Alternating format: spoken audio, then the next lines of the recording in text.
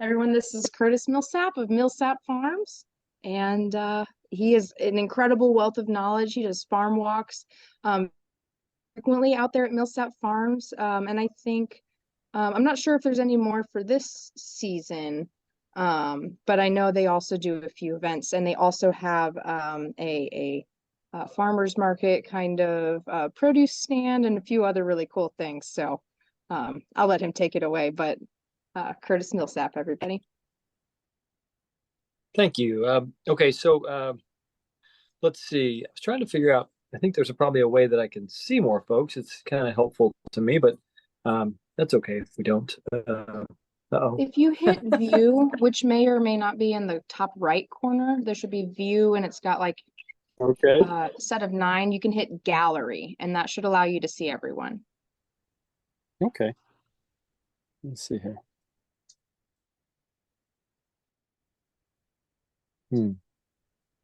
If you're on your cell phone, it may be Yeah. you need to swipe to the side. If Swipe you to the swipe side. one way or the other, it should work. There it is. Thank you. Thank you for your tech assistance. All right. So I am a firm believer that you always get the most out of things when we answer questions that you're interested in. So I'll give a little brief discussion of what we do on our farm this time of year and through the winter. But I'm glad to then open up and let's just talk about what you want to know. Okay, so a couple of things that we do for our soil in the wintertime. One, fall, winter, early spring are our primary compost application times. So that's really great, especially if we can get compost on and then get a cover crop over it. That's more farm scale. I don't know that I've been asked a lot about cover crops on garden scale, and I think that's challenging if you're extending the season at all. If you're trying to grow stuff into fall, like for example, if you've still got spinach and kale and maybe some scallions and things like that in your gardens, then it's very challenging to put a cover crop in around that. But if you do have the opportunity to put in a cover crop, then of course rye is about my favorite perennial or cereal rye, which is a grain. And that one's really, really tough. It's a fantastic winter cover. And you can even start it. You could potentially seed it this late. You would probably still get some good growth out of it. It's certainly not going to be, a dense cover all winter long, but it will cover a bit.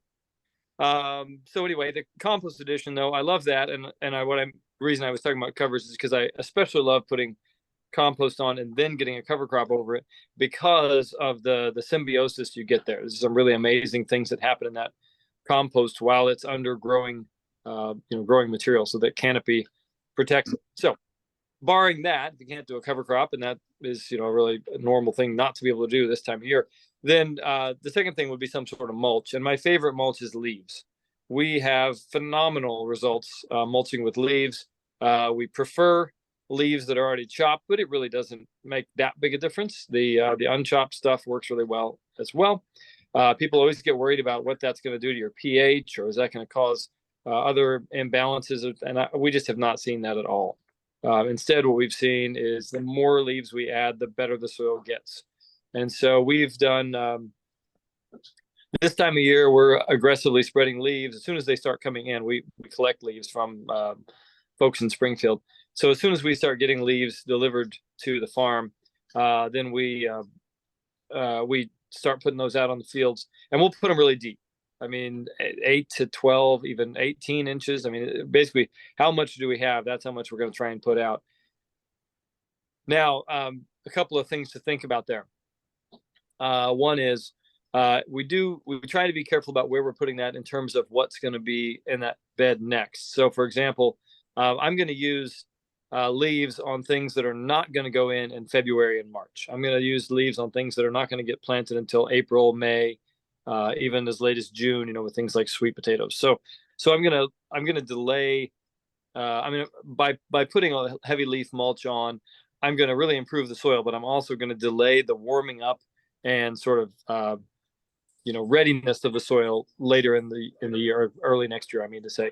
So I got to pay a little bit of a plan before I spread those leaves. But that said, right now I'm going to spread leaves on anything that's going to be squash, cucumbers, tomatoes, peppers, eggplant. The later plantings of head lettuce can get leaves. I already said squash. Anything that's going to go into the ground, like after the 1st of April, basically, then I'm going to feel really good about spreading leaves on that. And I mentioned incredible depths, and I really do mean it. I mean, we have a spreader that we can use, so it's easy to get the material out there, and we'll put them on really deep. And by the time spring comes around, they'll be down to, at the most 4 to 6 inches. And what we found is then we can go through and we can just rake those leaves. When we're ready to plant something into it, we can rake those leaves back as far as we need to. So, for example, we're planting, tomatoes. All we really need to do is just make a little, just a hole to stick the tomato plant into. Dig a hole below the leaves. But then, of course, if we're planting something like head lettuce, then we're going to rake the whole bed off. Our system is a 30-inch bed and a 12-inch path, or it's really a little bigger than that. But anyway, we've got pretty good sized beds and paths, and we'll just rake all the leaves into the paths. And that the first couple of years we did that, I kept thinking, oh, it's going to be, we'd put on so much leaf litter, and I'd think, well, that's never going to fit into the paths, and it always does. By spring, it always fits in the paths because it just breaks down so much. What you're going to find when you pull those leaves off is just an incredible number of earthworms. They really dig that leaf mulch. It's mind blowing, and big ones. I mean, like big.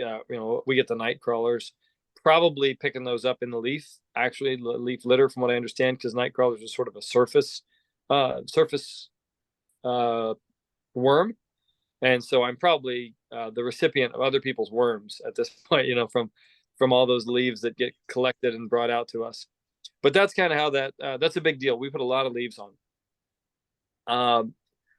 And that again, the strategy is just to make sure that you don't put leaves on in places where you're going to need to get in early, but anywhere you're not, then that's a really great system. If we are trying to get into places early and we want to add compost or not, the earliest beds that we will use will be under tarps right now.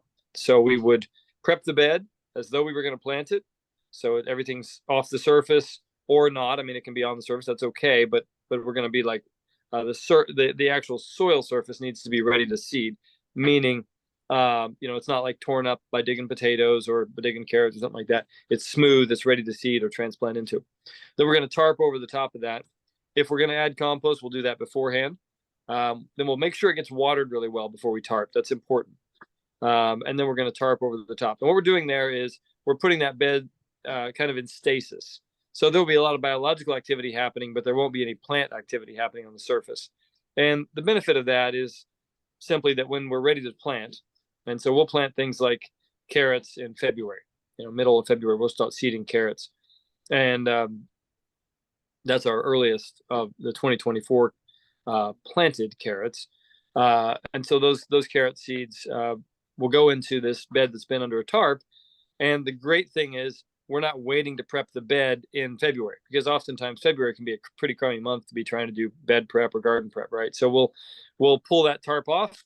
And in our case, we've got tarps that are wide enough, they'll cover several beds. So we'll fold it back off 1 or 2 beds, whatever we're going to seed that day. We'll seed right into it. We may do radishes, carrots, baby lettuce, spinach, beets, all those sorts of things would be things we might seed as early as the middle of February. So we'll fold that tarp off, seed those in, and then we're all ready to go. And then we don't have to be, figuring out a time frame in January, February to be prepping a bed. Now, sometimes that works out. Sometimes there's no problem getting a time frame in February, March, or April, February. I'm sorry, January, February. But as sometimes we get in those patterns in a winter when it's just wet. Not so much the cold. We rarely have long-term cold, but we can get into a lot of wet. And so it's really nice to have those beds under a tarp ready to go. So those are the 2 primary treatments. Three actually primary treatments that I would be giving my garden this time of year. So I'd be adding compost, and then I would either be covering it in leaves or with a tarp or potentially with a cover crop, right? Now, I'm also going to mention that I don't add compost to every bed every year. I'm more on a 3-year schedule. So I add a lot of compost only every 3 years. And the reason for that is we've learned that some crops really benefit from a deep compost addition. Things like tomatoes, squash, cucumbers, all the solanaceae are pretty happy with that. The brassicas, as long as those compost has the winter to mellow, they all are pretty happy with that. But things like beets, carrots, head lettuce are not. We don't find that they get much benefit from the compost. In fact, they can even have some detriment from the compost. So that's kind of why we do that 1 year on and then 2 years off of compost addition. Those second 2 years can be great carrot, beet, lettuce years, and that's kind of that decision. Two other things I'll mention, and then I'll open it up for maybe three more things I'll mention, and then I'll open it up for questions. One is this right now is a great time to plant spinach. That's pretty surprising for those who haven't tried that before. But if you do spinach right now, you can put it on. You need to find a bed that's relatively weed free, right? It needs to be fairly clean. But you put that spinach seed out right now, and it's going to get cold. It's going to not germinate for a long time, and that's okay. You can also do this with carrots. The reason we love doing that is because when we put those carrots and spinach out this time of year, we are no longer waiting for the right time to seed. We're just waiting for the right time for the seed to germinate. We seed a little bit heavier than we normally would, but we put it out right now. We put it, of course, both those seeds plant fairly shallow. And so we usually start that right away with a piece of row cover just to kind of keep things in place with the heavy winter rain. If we have heavy winter rains, it helps kind of hold things in place. And then it may sit there for a month and a half or 2 months. We may not see anything out of those until February even. But they will eventually germinate, and you guys all know, we get those little weird warm-ups in January and early February where we may hit 70 degrees in January, and it may be a week of that. And when that happens, then your just spinach and carrots are going to pop up. Now, we wait until now to seed them because we don't want them to pop up really before the beginning of the year. Popping up before January 1st, well, I guess the more important date there really is if they pop up very much before December 22nd, then they experience diminishing daylight, and we don't want them to do that. We want them to only experience increasing daylight. Diminishing daylight, especially if they get a little bit bigger, can cause them to bolt, form a flower stalk instead of what we're after, roots and leaves and so on. So we do want to wait until this time frame. Middle of November is kind of you can start now time frame. But then after that, we can start seeding those crops at any point, and whenever the conditions are right, and whenever we have the time to do it, which is really a nice kind of easier way to deal with those early seedings. So that's a big deal. We're putting in spinach and carrots right now. And then the final thing I was going to mention is, this is definitely a time of year to be doing weed planning. So where are my weeds? What weed issues have I had last year? And what am I going to be looking at next year in which beds? So I'm going to do a little bit of inventory this time of year and go, walking through the garden and say, oh, wow, this bed had a really serious Galansoga problem last year. I'm going to think about what I can do to get a crop into that bed and back out before the Galansoga has a chance to jump up next spring. And that'll give me a little chance to, so for example, maybe I would say I'll put radishes in that in February. Of course, Galansoga is a warm weather weed. So if I put radishes in February, even March, the Galansoga is not going to take off until May. So I can get those radishes in there and then harvest them out. And then I may use a tarp for just a couple of weeks to knock down that first flush of Galansoga. And then I can pull the tarp off and put something back in. So I'm making those sorts of strategic decisions right now. I'm not really doing something as such, but I'm going through the garden and I'm making notes and saying, here's where I have this problem, here's where I have that problem. And this is a great time of year to be thinking about it strategy-wise. Some of you probably have Bermuda. Winter is a great time to be working on Bermuda, right? So we can get it up to the surface. Bermuda rhizomes will die exposed to the cold. But of course, as we all know, there's not just Bermuda on the surface, right? It's all just it's in really deep. But this time of year, if you really have a place where it's a problem, this is an opportunity to get out there with a spade or a broad fork or something and just start chucking it up out of the ground. And it's you got some time.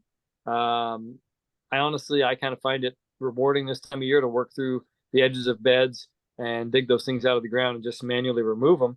especially around the edges of places where I know I really have a problem.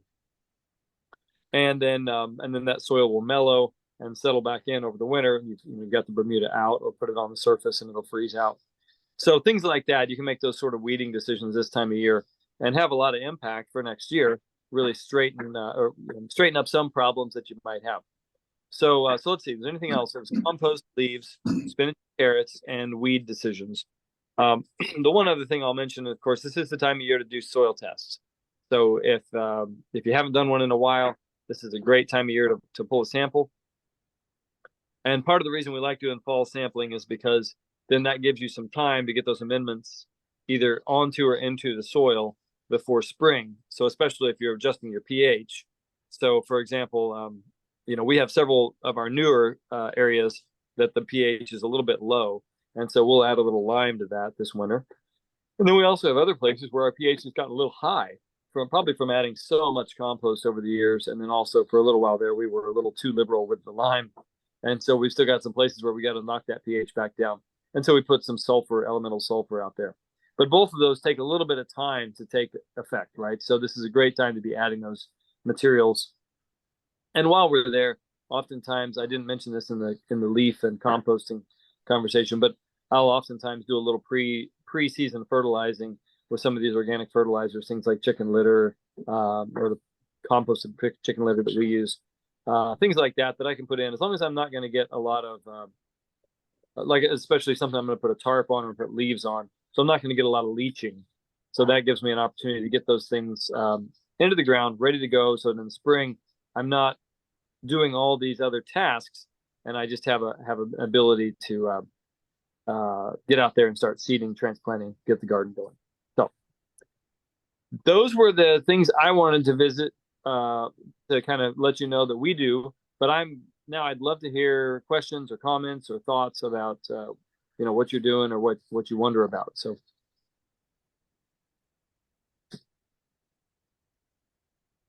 I had a question. We got the garlic to be able to plant for our fall planting, and I planted one of my raised beds in it, and I read up on it, said just plant them, don't water them or anything, and I mulched over it with straw, and then just to help keep the squirrels from digging it, we have just sort of a wide gauge fencing we throw over the top of it. And well, those little suckers are all sprouting up. Is that going to be a problem for the winter, or are they going to? That's a great question. So no, probably not. We're looking pretty good. This forecast that we've got for the next 10 days is a really good slow garlic down and temper its enthusiasm kind of, temperature thing. That's the real risk. So the only time I've had losses of garlic from overgrowing, which is kind of what you're describing, like you're getting a little bigger than you really like it to get this time. The only time I've had problems with that is when they get big enough and then we get a really fast, hard freeze. So a couple years back, we went from some 70-degree days to some 10-degree days. That was a little hard on me. In fact, that year I think we lost about 80% of our garlic. So if you see something like that coming, then by all means covering. You've got some mulch over it already, so that's probably enough. In my case, I would probably pull out some row cover at that point, or I might even put some leaf mulch on them.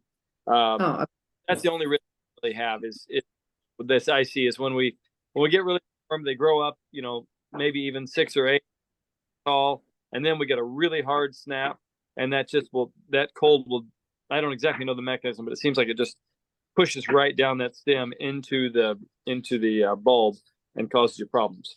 Otherwise, it's totally okay. It'll die down. So all those tops, the little green tops that you're seeing, they will die down. They'll disappear, but it'll come back in the spring and be strong and be fine. Okay, so now we have plenty of leaf mulch. We did it November 1st. So now if I just threw a bunch of leaf mulch on top of the straw and stuff, is that okay? Yeah, it would be. I would watch on the garlic, I would definitely only use the chopped leaf mulch. That's what we've got. Yeah, there you go. That's perfect. And in the chopped stuff over garlic, I wouldn't go more than like 2 or 3 inches probably. But okay. That's a great way to treat your garlic. Yeah, because I've got a couple of inches with the wood. I can just actually throw this stuff down on it. Okay. There you go. Okay. Thank you. Mm-hmm.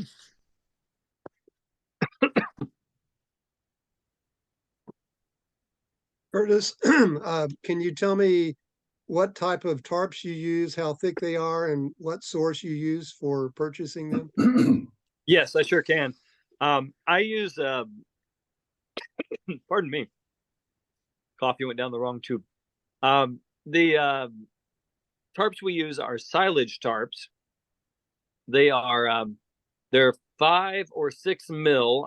I've purchased either one, and I prefer the ones that are white on one side and black on the other.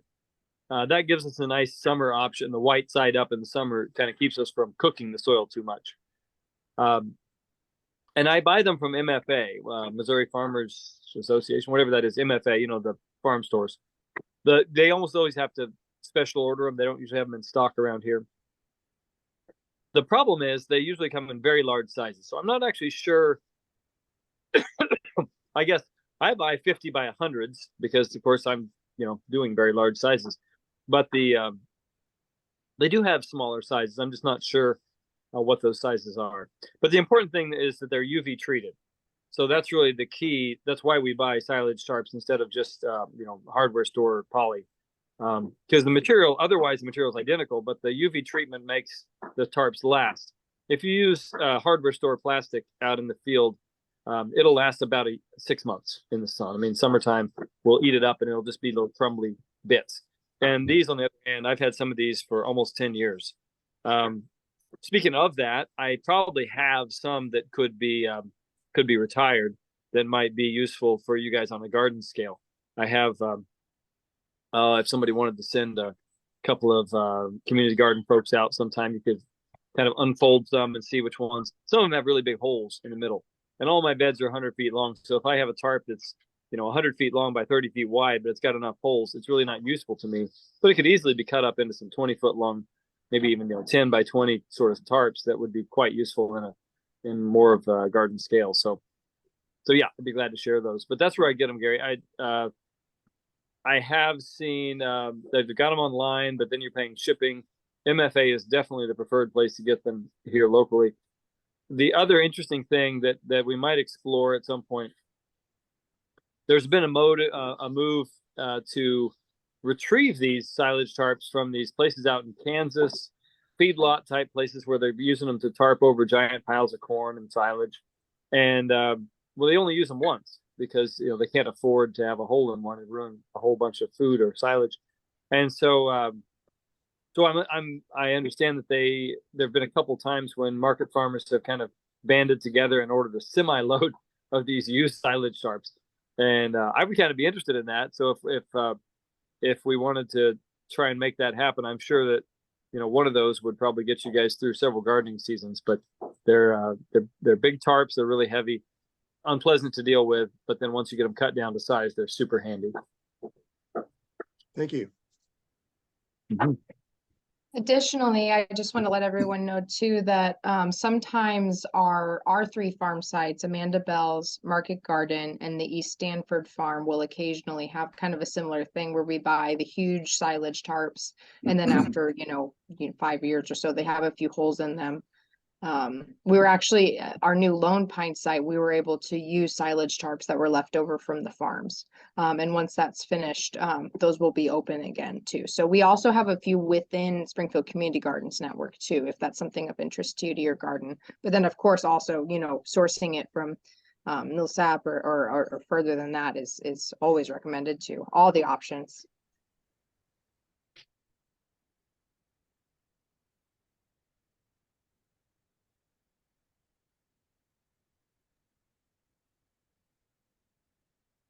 Got a question. Do carrots really grow very well? I've heard they're hard to grow. Are carrots hard to grow? Yes. But are they worth it? Yes. Carrots are a fabulous garden crop. In fact, I would put them up there right with tomatoes for something that is so profoundly different out of your home garden than what you can get at the grocery store that it's worth the effort. I mean, tomatoes are a pain in the butt. They're these prima donnas of the vegetable world. I mean, they grow like weeds, but then they also get all kinds of diseases and bugs and things. So I would put them in the same category. But carrots, yeah. So carrots are definitely difficult from some perspectives. The key to carrots is lots and lots of water, deep soil disturbance. Now that doesn't necessarily mean rototilling. In our case, what we usually use is a broad fork, which I don't know. Does Springfield Community Gardens have a broad fork that's available? Anybody know that? We have, I think, one that comes from the farm sites that folks can use, and I think Metter had one at one point. Yeah, we still have one. Okay. Cool. Yeah, I broad fork. I mean, now we don't as much as we used to, but for years we broad forked anywhere we planted carrots because in our soils, it's just carrots grown in clay soil are going to be weird. They're going to be crooked and forked and things like that. We knew carrots were a high value crop for us, something that we really wanted to grow a lot of, both because they are so much better than grocery store carrots. And so we really have a market advantage there. And also because the price is pretty good.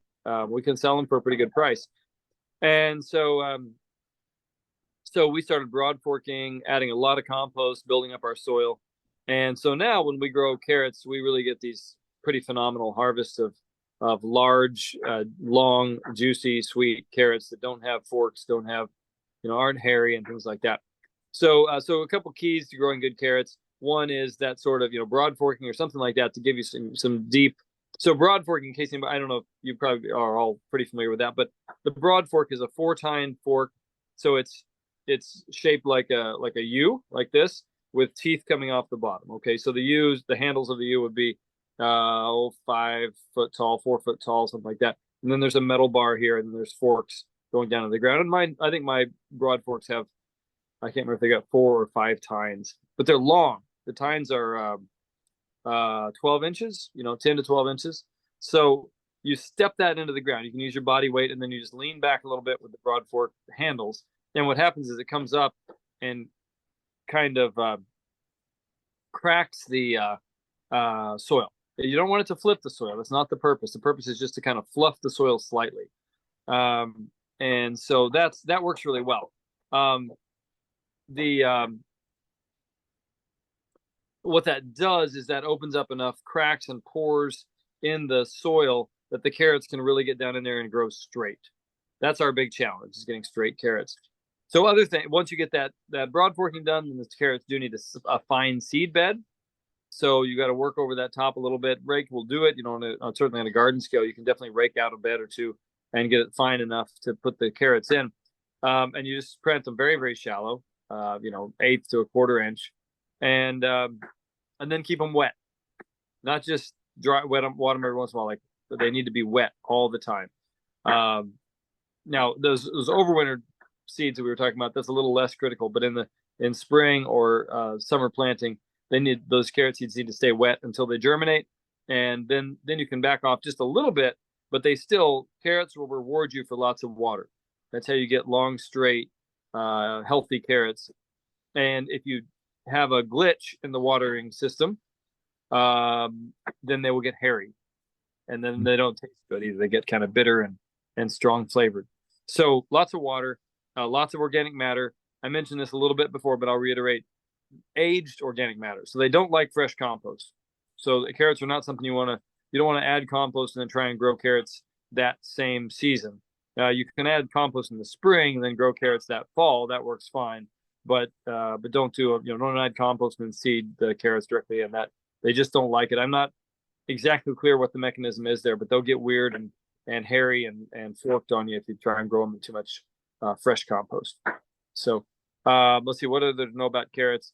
Of course, they don't tolerate weeds at all, so you got to keep them clean. One of the old market farmer tricks to that is, because they're so slow, they take like 10 days to come up. So one thing that some farmers do, and I don't do it, my sister-in-law does it. She will seed radishes in among her carrots, like actually in the same row, and then pluck those radishes as they mature. And that's about the time that those carrots start to really take off. So they'll have germinated, and be kind of hanging out there underneath the radish canopy. But then when you pluck those radishes, there'll be all these baby carrots under there waiting to take off. And then she grows her carrots in that same bed. It's a nice use of space and time. I haven't messed with it enough to advocate for it one way or the other, but it's an old technique. The biggest bonus of it, I mean, the reason it comes up in the conversation about weed control is that you get the opportunity to weed because those radishes will pop up, within a few days. And so you'll know exactly where your row is, and you can work a hoe around those rows before the carrots come up. Otherwise, you're waiting for those carrots to get big enough to kind of identify and not, slop soil over onto them and kill them. So it's easier when the radishes are there in the same row. That made sense, I hope. Let's see, anything else about carrots? So, like I said, complete weed control. You'll never get good carrots out of a weedy bed. Lots of water, deeply loosened, and then lots of organic matter over time. So, yeah, those are the keys to good carrots. Also, seed. Oh, I should mention that, of course. Carrots are one of those things where there really is a big difference in the quality of seed. So, it's worth the only carrot we grow anymore for, let's see, I guess not the only one, but the carrot we grow, 90% of our carrots are Bolero from Johnny's. Bolero is a great variety. It makes a nice big carrot. My thought is, if you're going to grow carrots, by golly, by the time you get them to where they've really got good tops, you should let them go. Get big carrots out of it rather than little baby carrots. And I know people who like to harvest little finger-sized things, but I'd much rather harvest something, that's the size of a banana than the finger-sized carrot if I'm going to raise carrots. So, Bolero makes a nice big carrot, stays sweet, doesn't get woody, and has a very low bolt rate. So some of the open pollinated or heirloom type carrots, you'll get a lot of bolting carrots. A lot of them will make flowers on you, and I don't have patience for that. To me, if I'm going to buy seeds, I want to buy really good seeds that are going to do a really good job. And so that's one of those places where I spend quite a bit on the seed, but I think it really makes a big difference in the quality of carrots we end up with. Thank you. Mm-hmm. I'll put in a question from the chat. Last subject, we were talking about different kinds of silage tarps, and we have a question. How do you feel about using like recycled billboard tarps as silage tarps? I think it's a great reuse. There are some concerns about PVC leaching into your soils. PVC is one of the nastier plastics, which is a little concerning since we use it in our houses for pipes, but it has some pretty nasty compounds in it. And there's a lot of evidence, particularly on top of soil, which has, there's so many active chemicals and biology happening in the top end soils that, and of course it'll get hot there in the sun as well, that it does release a fair bit of chemicals into the soil. But that's the only real concern I would have. I mean, I think that it's probably, especially in the wintertime, I think it's probably a great technique. I might be a little hesitant to use them through the summer. But I have used plenty of silage tarps for lots of things. They're super useful. But yeah, and if that's what you have available to you, they last really well. They are not as opaque as the black poly tarps. So you may get a little more weed, a little less weed control from a white billboard tarp. But if it's covered, a lot of them are pretty covered with dark stuff anyway. A lot of times they've got some pretty dark printing on them, and that will be fine. That'll do a good job of occluding the light. But that's something we want to watch as well. Just make sure that it's something that is blocking the light enough. Doesn't take much light for those weeds to survive. I mean, we really don't want those weeds to survive. It's counterproductive, right?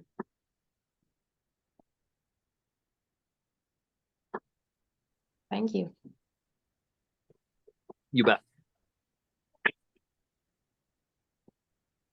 Anyone else have questions? Amber. Yes. So if we have carrots in the garden growing right now, what is the winter gonna affect them? Because I know you said that winter carrots are produce the best carrots, then they're not underneath like a hoop house, and they're not underneath like a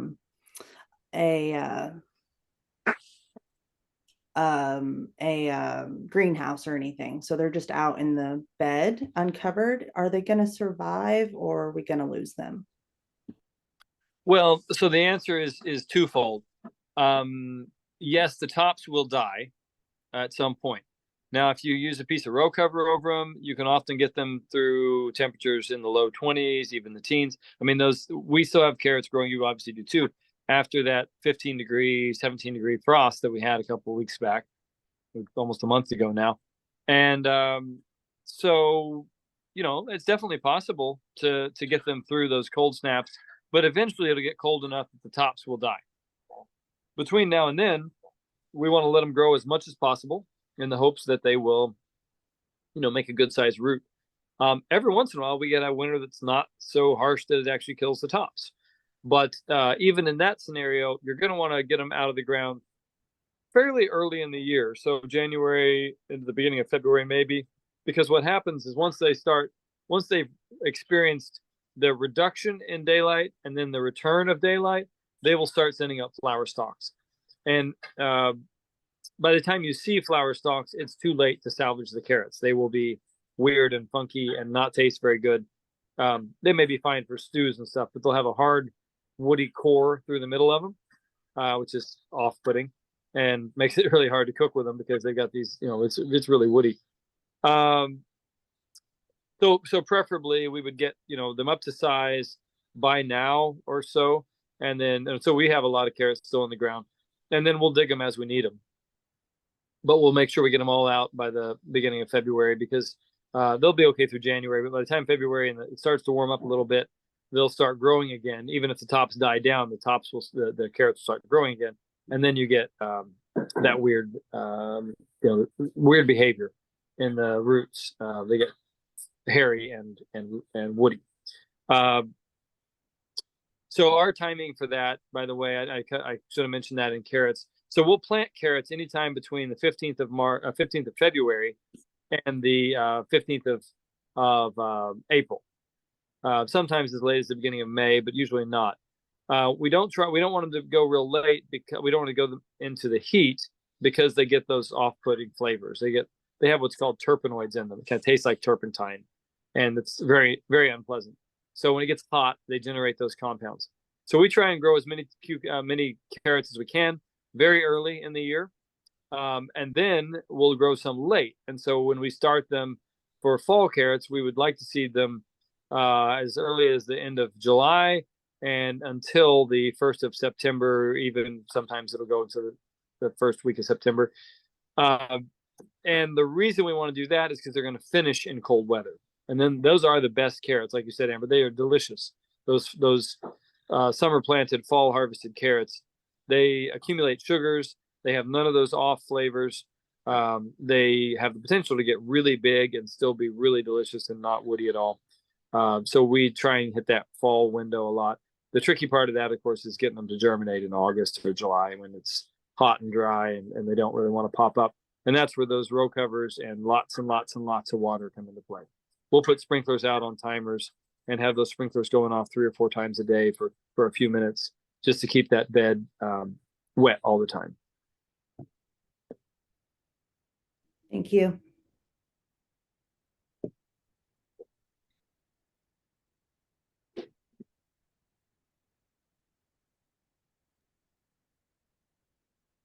I've got a question.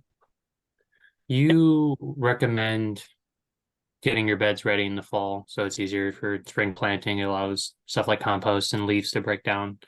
Would you also recommend then starting brand new beds in the fall so they have the same amount of time to kind of biologically activate before spring planting? You bet. Yeah, this is a great time to establish beds. My favorite way to establish beds on a garden scale is that kind of lasagna style, right? Where you get some sort of mulch at the bottom. I love cardboard. It's a beautiful material to use for that bottom layer. And then compost and then straw or leaf mulch on top of that. And if you do that now, now through like the beginning of February, it'll just be gorgeous by the time you're ready to plant into it, in April. And that's a really great, the longer it sits, the better it's going to get, right? Because there's all that biology. Earthworms are going to do their job. the fungus and bacteria are all going to do their jobs in that soil. So absolutely, this is a great time to establish new beds. Plus, it's the time when we kind of have time to do it. You know, I mean, it's not urgent work. It's not it's not stuff that you have to get it all done in 2 days or 2 weeks or 2 months. You can have time to work on it, but it's a nice, pleasant activity to do on those warmer days in the fall, winter time frame. Cool. Thank you. Would you also recommend that lasagna method? Because the new beds are going to go into for a bunch of Bermuda grasses. Would you also recommend that or something different? Because I know we've had Bermuda grass come up through a foot and a half of leaves before. Yeah. No, lasagna will not work on Bermuda. It just doesn't. The only thing that works on Bermuda, well, okay, there's 2 things that work on Bermuda, and one we're not going to use, right? That's herbicides. I really think and this is coming from a 16-year veteran organic farmer, but I think if I bought a piece of land and I had Bermuda on it and I wanted to garden on it, I think I would herbicide it for the first year and then go. I have had so little luck controlling Bermuda. The only thing I've seen, the 2 things I've seen that really kill Bermuda. One is a tarp used for a full season. That can do it, but it's all season long. And even with that, you probably need to pull the tarp off every once in a while and water it, so you encourage the Bermuda to grow so it doesn't go dormant. You got to actually encourage the darn stuff and then tarp it back over, The second thing I've seen work is a lot more, it's a lot more invasive, I'll call it, but you spread a whole lot of wood chips or some other compost, rough compost material. It doesn't have to be something that's finished at all. Wood chips are fine. And then you just till it all summer long. Till every 2 or 3 weeks. And that will do it. And the reason I say spread the wood chips first is it kind of gives you a little bit of a free pass on the tillage. If you just go out and till your garden every 2 weeks or 3 weeks during the summer, you will destroy your soil. But if you start out with some decent, kind of rough compost, like slightly aged wood chips, really deep leaf mold, something like that, that's going to kind of incorporate organic matter every time you till, then you can actually destroy Bermuda doing that. And we've had some success with that and still had good soil. So that's the strategy. The reason I say like every 2 or 3 weeks, basically you're looking for that little haze of green. As soon as you see that green and you look at it, you go, okay, there's Bermuda coming up. It's time to till. And it doesn't have to be deep. You can just till maybe 3 or 4 inches at the most, but you're just knocking the tops off that Bermuda. You just have to exhaust it because Bermuda has a tremendous reserve of starches in those right. And the only way to get it to exhaust those is to deny it sunlight repeatedly, over a whole season. And you can do that with the tarp. You can do it with tillage. The nice thing about the tillage approach is you can build soil at the same time if you've got some sort of wood chips, leaves, those sort of thing. But yeah, I would be really hesitant to plant anything into a bed that had Bermuda this summer. Certainly in the early summer, you might be able to do this approach and go through the spring tilling it and early summer, and then do some fall planted stuff into those beds. But I would be really careful about doing that for a fall or for spring planting. I have also done manual removal. It's certainly possible on a garden scale where you use something like a broad fork to get really deep, flip that soil up, break it up, pull all the rhizomes out. You can do a couple beds that way, but if you get beyond that, it's pretty labor intensive pretty quickly. And the results are you still got Bermuda. You just have a lot less and a level that might be controlled by hand.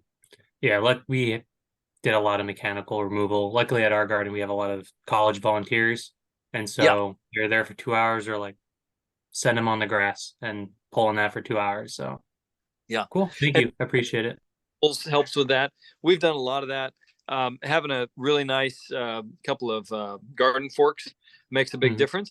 So we usually use the King of Spades, our favorite garden fork. It's an all steel thing, which means that your volunteers can't break it. I haven't seen anybody break one. Yeah. I don't know if you have that problem, but I have that problem with once in a while. Yeah. But these are great. They're all steel construction. They're pretty expensive, but they last really, really well. And so I love that. That's a great tool for Bermuda removal because it's also manageable. Even a relatively small person can still stick that fork in the ground and flip it up and bust that Bermuda, and it works pretty well. Cool. Thank you. Yeah, you're welcome. One of the things that we've done just recently, we're waiting to see if it is effective, but we heard they do it at Market Garden, is we put a weed barrier around the edges of the ground beds, because as long as we keep the Bermuda grass out of the beds themselves, and it's strongest in the grassy areas around it. So we kind of cut off the waypoints into the garden with that. So we're hoping that helps keep the Bermuda grass at bay.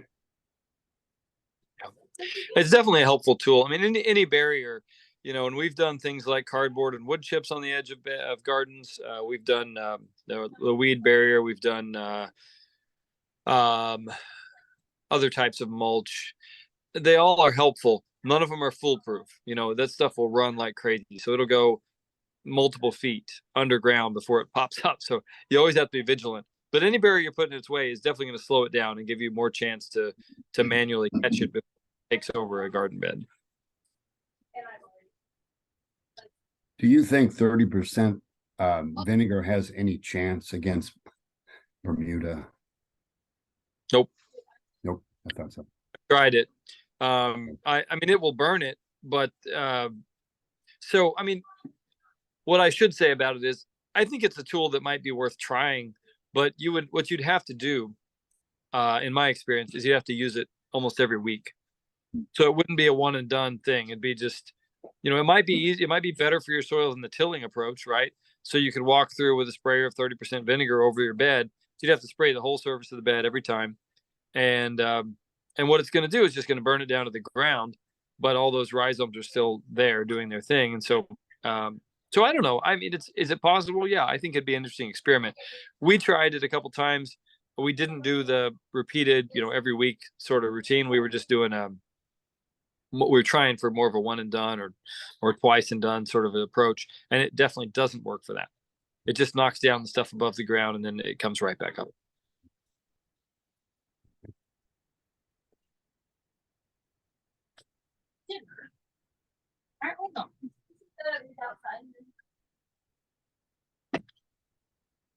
Darn Bermuda grass. Hmm. Any other questions, folks? I'm gonna do kind of a last call since we're getting close to 8:30 here. Well, guys, thanks for letting me visit with you. And my phone number is all over the internet. If you ever have a specific question and you want to reach out, by all means do. I've got a text is always the best way to reach me, but text me and I respond pretty quickly and to a specific question. Don't ask me like, how do I grow a garden on text? But if you say, hey, what am I going to do about these squash bugs, or what am I going to do about what's the best type of squash if you want to choose one variety of squash or whatever, I'm glad to answer those type of questions. And we do these twilight walks. I think Anna, I think we're done for the season, aren't we? Do we have one in December? I don't actually remember. We just did one last week, but we do these all through the season, where we let people come out and walk the farm. We spend a couple hours just touring the farm and looking at everything that's growing. So we love to share the farm with you and talk about what's happening in your space and in our space and any solutions we might have. We always love to hear what's working for you guys as well. So thank you for your time, and